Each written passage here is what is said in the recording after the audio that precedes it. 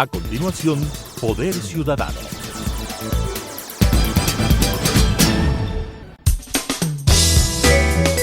Clasificación B, bajo supervisión de un adulto.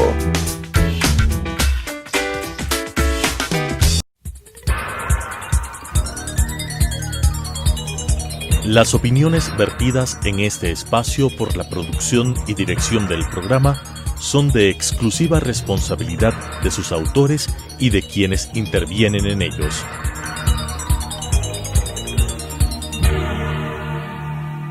Telesucesos Canal 29 UHF presenta Poder Ciudadano, una ventana construida desde la visión plural ciudadana para la expresión de sus anhelos, demandas y aspiraciones, con la conducción del doctor Patricio Picón. Poder Ciudadano. Cordiales saludos. Esta noche el programa Poder Ciudadano tiene el honor de recibir al doctor Ramiro Rivera Molina, legislador, exministro de Estado, hombre vinculado a la academia, pero ante todo un ciudadano responsable. Bienvenido, Ramiro. Te pregunto, ¿cuál es tu criterio en relación al legado que dejan los más de 10 años del Correato en el Ecuador? Buenas noches, bienvenido. Muy buenas noches, Patricio. Muchísimas gracias por esta entrevista. Soy uno de los televidentes que sigue tu programa de opinión. Gracias. Vi la última entrevista a Juan de Dios Parra, pues, y saludo al común amigo. Bueno, la herencia es nefasta. Hago una reflexión, Patricio, de que un gobierno puede superar una deuda pública. Un gobierno con esfuerzo puede solventar un déficit fiscal. Un gobierno con austeridad puede administrar las finanzas públicas. Pero un gobierno en 4 años nunca podrá borrar del alma impregnada de odio que dejó sembrando el señor Rafael Correa Delgado. Tú adviertes que el principal legado es precisamente la siembra de odio, más allá del tema de la impresionante corrupción que hizo una línea horizontal a lo largo de esos más de 10 años. Por supuesto, Patricio, tú sabes que este miembro de la Sala de los Comunes en Inglaterra en el siglo XIX, Lord Acton, decía que el poder corrompe, y el poder absoluto corrompe absolutamente. Así es. El régimen de Correa fue un gobierno absoluto que controló todos los poderes del Estado. En otros términos, era una dictadura. Y esa dictadura creía que navegaba en las aguas de la impunidad, de tal manera que la enorme herencia nefasta, negativa, perniciosa, ha sido la de la corrupción. Un robo superior a los 70,000 millones de dólares. Pero yo señalo que un daño igual o de mayor magnitud es haber sembrado un discurso de rencor, de resentimiento y de odio entre los ecuatorianos. Polarización que sigue existiendo en el Ecuador, y lo que resulta francamente inaceptable es el hecho de que exista todavía un sector de ecuatorianos que crean que se planteó una revolución efectiva, que se dieron cambios estructurales, algo que realmente resulta ser una propuesta absolutamente falsa, que no tiene ningún asiento ni ideológico ni de ninguna naturaleza. Como tú acertadamente dices, esta fue una dictadura corrupta y punto. Exactamente. Mira, Patricio, han pasado ya casi 8 décadas del régimen fascista de Benito Mussolini. Hace pocos meses se conmemoraba los 75 años de la derrota de Adolfo Hitler. Y así como en Italia, tú vas a ver que hay pro-fascistas, en Alemania hay neonazis. ¿Cuántos años estuvo Adolfo Hitler en el poder? 12 años sangrientos. Correa estuvo 10 años. Entonces creo yo que es normal que todavía una parte de la población bastante, perdóname por la expresión, embrutecida, fue embrutecida por 10 años de un estado de propaganda. Imaginémonos que el señor Correa tuvo más de 600 sabatinas de 3 a 4 horas, donde dispersaba odio, resentimiento, maniqueísmo y dividía a los ecuatorianos. Y si tuvo más de 400.000 millones de dólares y se robaron 70.000 millones de dólares, la corrupción también goteó a sus secuaces, a sus cómplices, a sus allegados, a sus privilegiados.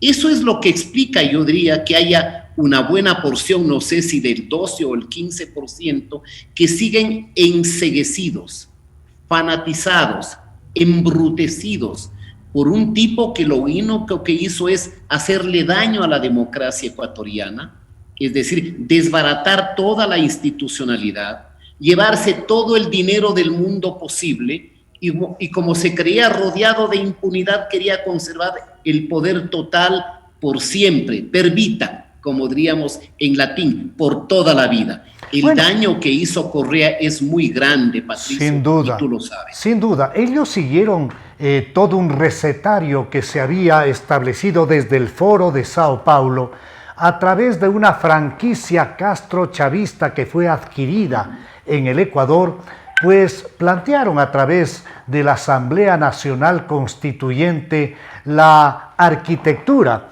de una ley de leyes que les permita a ellos construir, ahí sí, una autopista del primer nivel para asegurar la impunidad. Me parece a mí, Ramiro, que mientras no logremos desmontar todo lo que se hizo en Montecristi, no vamos a poder reconstituir bases sólidas de una verdadera democracia. ¿Cuál es tu criterio?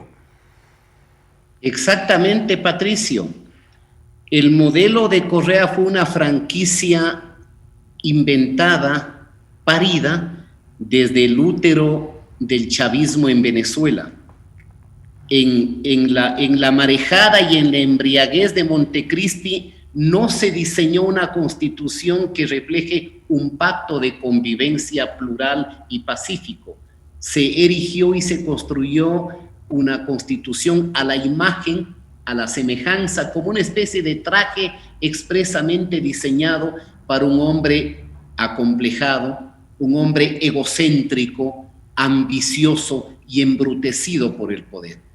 Creo que debemos reconocer en algo lo que ha hecho en parte Lenín Moreno, una tarea incompleta, inconclusa, pero la consulta popular del 4 de febrero del 2018 un poco desbarató una parte de esa arquitectura autoritaria y dictatorial. Sin duda, con el apoyo de un ecuatoriano gigante como fue Julio César Trujillo, que al llegar a ese adefesioso organismo creado por el Correato, el Consejo aquel de Participación Ciudadana y Control Social, pues ahí se modificó realmente y para mí esa es la contribución más importante de este gobierno que por otro lado no logró para nada avanzar en la lucha anticorrupción. Estamos de acuerdo, Patricio, estamos de acuerdo. La gran deuda de Lenín Moreno va a ser que nunca utilizó la cirugía mayor para cortar la corrupción. Esa es su gran deuda.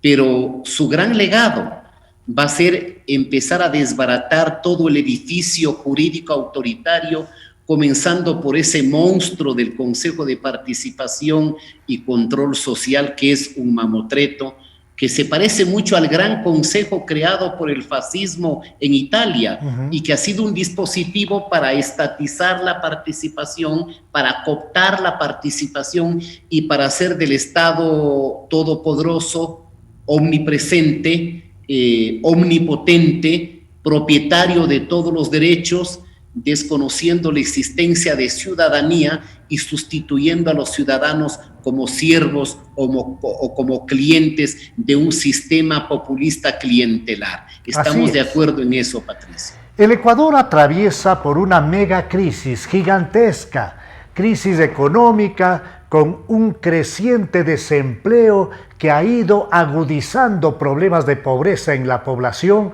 una crisis política, una crisis integral en la parte moral que no ha podido ser vencida de ninguna manera, aspectos que habría aspirado el pueblo ecuatoriano. Una crisis que incluso con la situación tan delicada de salud se ha amplificado. Esto determina un concurso psicosocial muy especial que tenemos que entenderlo en el momento en que nosotros vamos a asumir una responsabilidad, para mí, de enorme importancia en las urnas.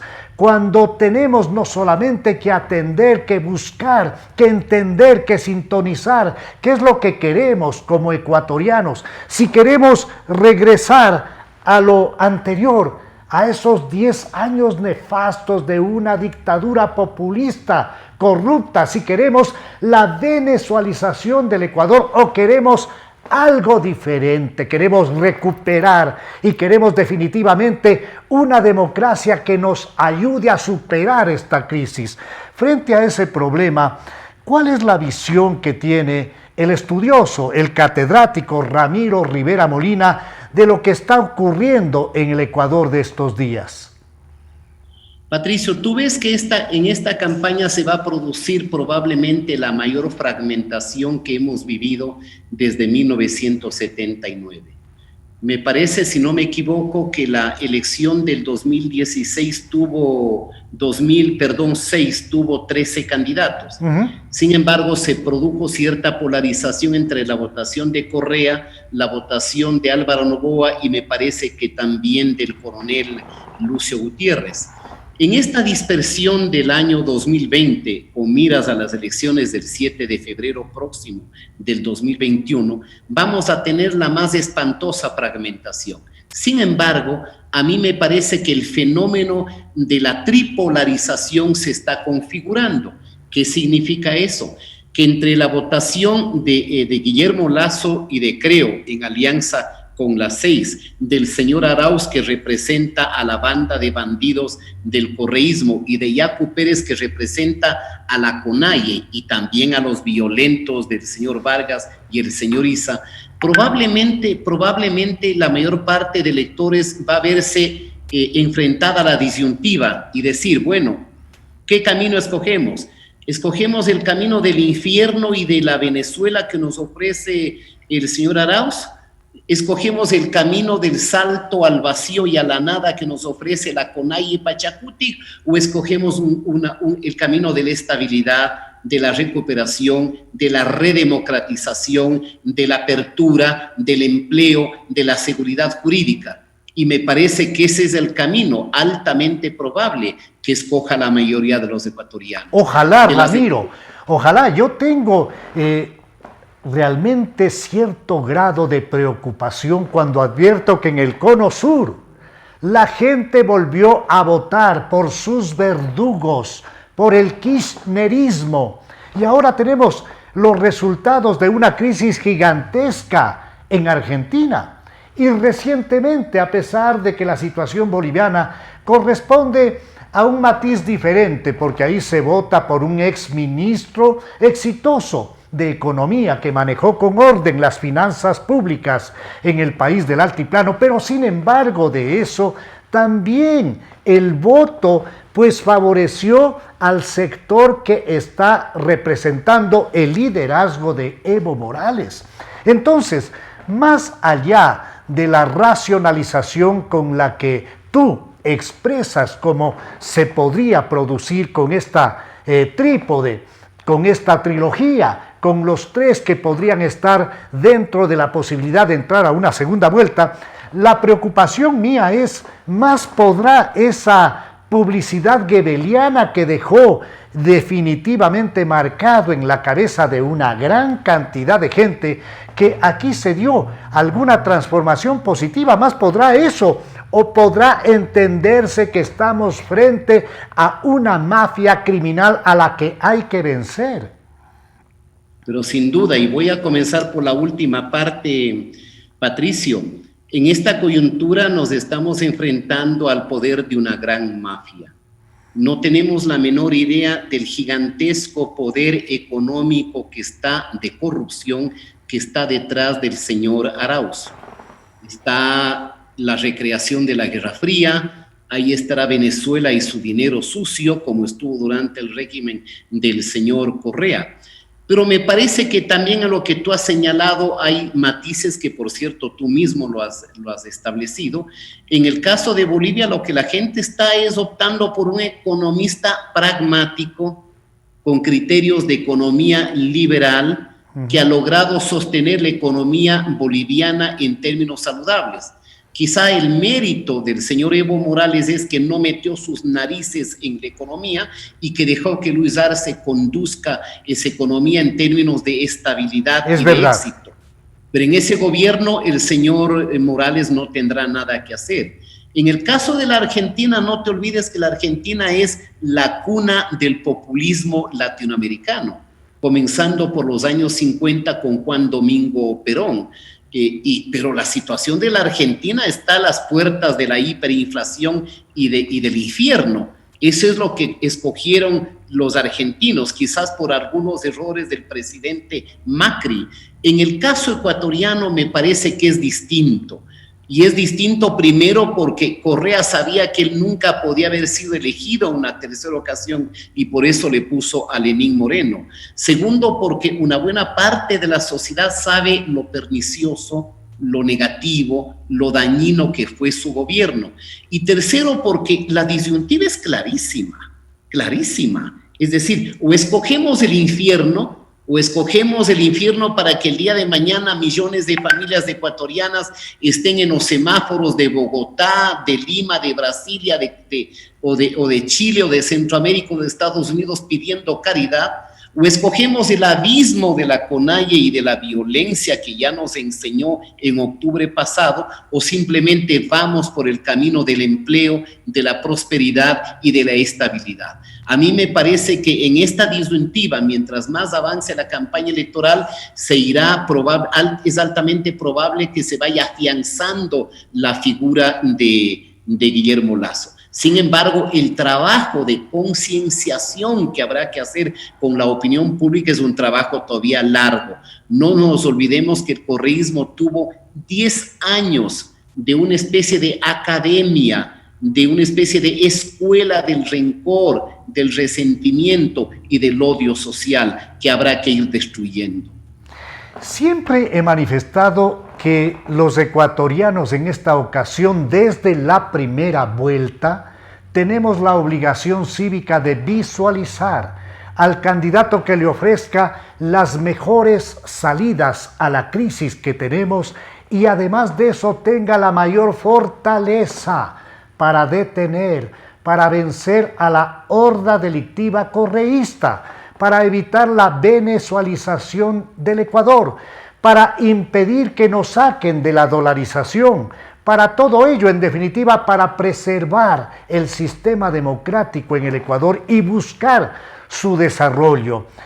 ¿Cómo lograr, estimado Ramiro, encontrar una suerte de expresión colectiva de responsabilidad social frente al problema que tiene el Ecuador cuando tenemos un fraccionamiento enorme de candidaturas, cuando existe además la mala intención de meter a última hora a un elemento con un partido que es un partido que nace y se nutre con dineros sucios de la corrupción, un partido que lamentablemente tiene un nombre que es Justicia Social, pero es un partido del esposo de la delincuente Pamela Martínez, y ese partido ha sido o alquilado o vendido. Para mí también ahí están las uñas, las garras del correato.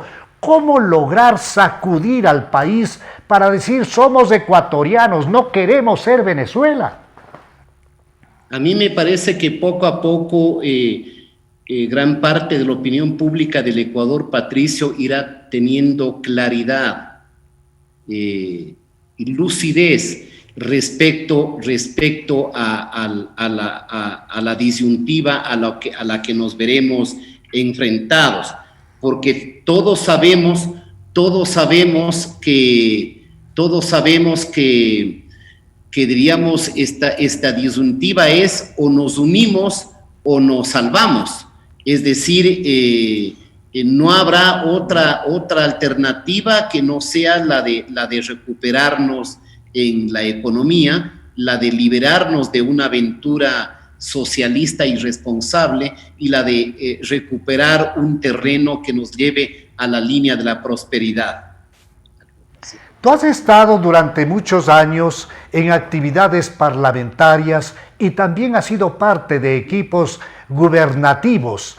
¿Cómo lograr una propuesta de concertación nacional sobre ejes fundamentales para superar aspectos relacionados a la economía con la recuperación de empleo y trabajo, para recuperar espacios que tienen que ver con la situación calamitosa, difícil, que afronta la seguridad social en el Ecuador, para recuperar espacios de mejoramiento de la educación como la única forma de cambiarle al país, un país que en esta crisis de salubridad pública pues desnuda sus falencias y vemos que incluso en aspectos de conectividad hay gigantescos problemas y los niños de sectores no muy alejados de las grandes urbes ni siquiera tienen acceso a la computadora y al internet. ¿Cómo lograr? ¿Cuáles son los aspectos medulares que ve Ramiro Rivera a vencer como aspectos en los que los ecuatorianos tenemos que unirnos? Patricio, tú como jurista, como un hombre preparado, que en algún momento tuviste un importante protagonismo político, estuviste en el Parlamento, estuviste sirviendo a la ciudad, ahora estás sirviendo en el ámbito educativo, sabes que en el Ecuador llegar a acuerdos es sumamente difícil y es una pena. Los chilenos lograron entender luego de 17 años de dictadura pinochetista la necesidad de la unión de la democracia cristiana, radicales, socialdemocracia y partido socialista institucional y democrático, digamos. Y aquí ha sido sumamente difícil. A lo largo de la historia somos muy proclives al relajo, a la bronca, a pelearnos, a maximizar los errores, a no reconocer los méritos de otros, pero me parece que estamos llegando al límite. Es decir, me parece que el próximo presidente, que yo espero que sea Guillermo Lasso, obviamente, va a tener el liderazgo suficiente para convocar a un gran acuerdo nacional, como tú señales, sobre 4, 5 o 6 temas. ¿Cómo no podemos estar de acuerdo en salvar la viabilidad de la seguridad social para que no sea un antro de corrupción o una caja chica de los gobiernos? ¿Cómo no vamos a estar de acuerdo en una política fiscal de austeridad? ¿Cómo no vamos a estar de acuerdo de abrir la economía a la competencia, a la inversión con seguridad jurídica? ¿Cómo no vamos a estar de acuerdo de fortalecer el régimen seccional y autonómico con procesos de descentralización? ¿Cómo no vamos a estar de acuerdo en un sistema educativo para salir adelante y que no sea una escuela de ideologización y de fanatismo? Es decir, o formas de trabajo nuevos, porque no podemos seguir anquilosados a un código del trabajo del socialismo romántico de los años 38 del siglo pasado. Sí, creo que hay por lo menos una media docena de temas. Y hay uno adicional que yo he venido planteando, Ramiro. ¿Cómo no podemos estar de acuerdo en dar la importancia que merece el sector primario de la economía y convertirle al Ecuador en un país agroexportador? ¿Cómo no podemos estar de acuerdo en la construcción de carreteras y de caminos de penetración en el campo? ¿Cómo no podemos estar de acuerdo en un proyecto de desarrollo rural integral que llegue a todos los sectores campesinos del Ecuador? Exactamente, tú lo has dicho, Patricio. Creo que están dadas las condiciones para que nos demos cuenta que podemos avanzar sin ser prisioneros de dogmatismos ideológicos y sin ser rehenes del resentimiento social. Bueno, si el Estado no tiene dinero, se pueden hacer inversiones pública-privadas donde tú entregues, por ejemplo, a la inversión privada para que te haga una autopista Quito-Guayaquil. para que haga una autopista a lo largo del Pacífico, para fortalecer los puertos de exportación de Guayaquil, de Manta y de otras provincias. Es decir, me parece que con un poco de racionalidad sí podemos encontrar un camino de recuperación de la economía, de abrir la economía, de fortalecer la economía, de generar más trabajo y de darle enorme prioridad al campo ecuatoriano.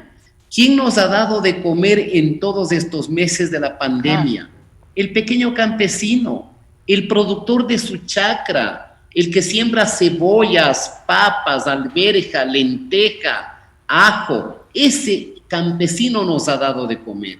Y creo que la vuelta al campo, como tú has señalado, es vital para hacer del campo no solamente un granero del Ecuador, sino un granero de América Latina y del mundo, porque tenemos enorme posibilidad de expandir la productividad y venderlo al planeta entero. Pero para eso tenemos que ver la necesidad de fortalecer el sector con apoyo estatal, con insumos, con subsidios en donde sea absolutamente necesario, pero sobre todo con apertura comercial. Y además, Ramiro, con crédito de largo plazo y de un costo adecuado, de un bajo costo. Estamos por concluir el programa Poder Ciudadano y quiero pedirle a Ramiro Rivera Molina que nos deje con un corto mensaje para la juventud ecuatoriana. Mira, Patricio, la antipolítica se ha universalizado en el Ecuador y con cierta razón. La política ha devenido en un oficio de delincuencia, en un oficio de enriquecimiento ilícito. El mejor negocio ha sido llegar a la asamblea y negociar los votos. Es decir, la política se ha empobrecido. Es la verdad verdadera. Sin embargo, mientras la gente buena, ya lo decía este famoso filósofo inglés Edmundo Burke, decía, cuando los buenos se alejan de la política, se alejan del compromiso cívico con la política y su país, esos puestos serán ocupados por los malos. Y mi mensaje a la juventud es, comprométanse, ingresen a la política. En la política tienen que estar los mejores, los más inteligentes, los técnicos, los profesionales, la gente sana. En la medida en que haya gente más honesta y más sana en la política, tendremos menos espacio de la política para los mediocres y para los corruptos. Este es un hermoso país, Patricio. Nosotros ya estamos más o menos, yo mucho más adulto que tú, pero estamos yendo de salida. Lo que tenemos que contribuir es darle una esperanza, un vehículo de viabilidad, un horizonte al Ecuador, porque este país se merece, porque este país es una maravilla que nos ha regalado la naturaleza y Dios, y eso tenemos que aprovechar. Jóvenes, no sean indiferentes a lo que pase, comprométanse, no sean contemplativos, involúcrense en la política como el arte de servicio a lo público y al bien común. Es el talento y la experiencia de Ramiro Rivera Molina, a quien agradezco por su contribución en este programa. Con ustedes nos volvemos a encontrar en la señal de Telesucesos el próximo viernes a las 21 horas y el domingo a las 21:30. Una buena noche. Las opiniones vertidas en este espacio por la producción y dirección del programa son de exclusiva responsabilidad de sus autores y de quienes intervienen en ellos.